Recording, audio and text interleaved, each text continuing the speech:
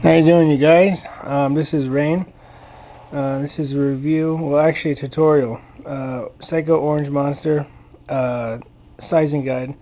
Now there's a lot of sizing guides out there, but what they won't tell you is the theory behind the pin and collar system. It's very difficult to size this watch because the internal part of the link is much different than the outside. I didn't know this until I took it to a jeweler. The guy tried to do it. He tried it twice. I had to resize it just because my wrist was smaller. When I used to wear this, my wrist was a little bit bigger. Okay, anyway, here's a diagram. I know what it looks like, so don't even email me or anything or post anything about what it looks like. I know what it looks like, okay? Alright, get your minds out of the gutter, guys. Right here, we got the collar and pin style. This is basically what it looks like, this being the flared end right here. This is fixed, okay? This does not come out of the pin. When you take it out of the watch, there's a smaller part that goes in the inner tube there. Okay, there's the outer part, which is the collar, which fits, squeezes together internally. Okay, what happens is on the back of the watch you have the arrow that points this way. It means remove it this way. Well, this is the part that's the collar. Okay, that's the part that fits in there. You have to hammer in. As you push it out this way, the pin slips out, falls out, and this is the fixed part. And when you put it back in the watch, you do the opposite. You put the thin part in that doesn't have a collar yet first, inward this way, then the collar gets hit in this side. So what I'm suggesting for when you do it at home, put a pin this side. What I mean by pin, get another pin from a different watch. This is called a hairpin.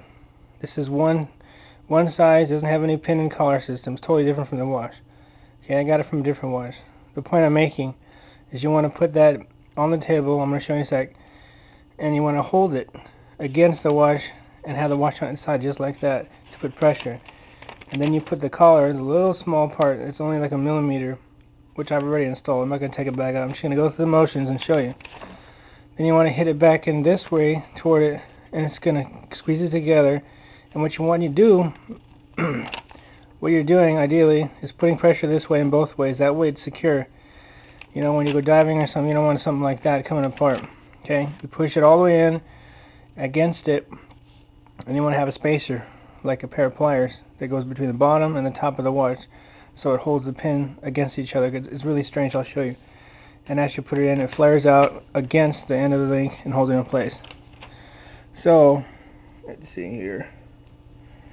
What I've done is I already checked, because one of them almost fell out. There's like a little pin here, that's the part that goes with the sleeve, and the arrow hits it out that way. What you want to do is after you put the thin in first going out this way, you want to put something against it. Now I'm working on the third one. Okay, you go like this. You put this one here, this is just a regular straight pin. You put it in the bottom here, which is the pin pushing up this way. And ideally, if I had a millimeter sleeve out, collar pin, I would put it back in there, okay? And then what you want to do is take the extra pin. So initially you need two pins, two pins. The second one goes like this. It's really tricky. See, I put the pliers here to space between the table and this, so there's space underneath it. Okay. And you want to do is you want to put it in there.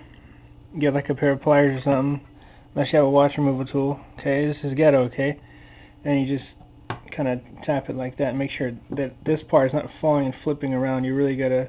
It's like balancing act like pool. Okay, you hit it like that. Make sure it's in there good, and you know it's in there good because there's a recess. If you can look inside, and it's a dark hole under the light right here. If you look inside and you look in there about 1.5 millimeters, it'll be sunk into the pin. That's how you know if you did it right. Okay, another way you can check it is see if it's not going to come out. You know, not going to screw up on you. You take another pin, either one of the ones you used before, put it against the pliers, have the space below. Now this is the opposite side. Okay, this is the side that doesn't have the arrow. And you put it there. You want to knock it against the side opposite of the collar. And the reason you're doing that is to make sure it's not loose. It's not going to flip out. Because if it does flip out on that side, you're in trouble. Okay. And the reason they engineer this watch to be like that is because this end part of the link is different. Internally here, the bar is thin. There's no other way you could fit it, and that's why they made it. I didn't understand that until I opened the watch. So, you know, it kind of sucks if you want to resize it, but that's how you do it. And so maybe you guys will learn something. I don't know, there it is up close. I'll probably do another video about just reviewing it. So, alright, good luck.